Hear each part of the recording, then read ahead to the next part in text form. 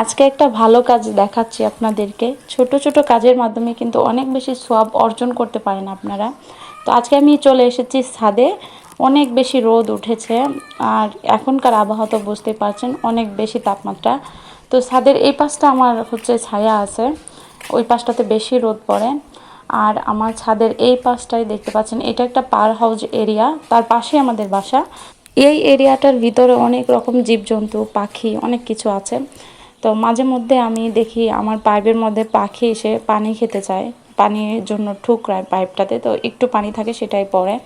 তাদেরকে পানি পান করানোর জন্য আমি এক বাটি পানি নিয়েছি, আর এক পিস কেক নিয়েছি। কেকটা একটু শক্ত হয়ে গিয়েছিল, 2-3 দিন আগের ছিল, ফ্রিজে ছিল। তো আমি কেকটা একটু গুঁড়া করে দিয়ে দিচ্ছি, আর 1 চামচ চিনি দিয়ে দিচ্ছি।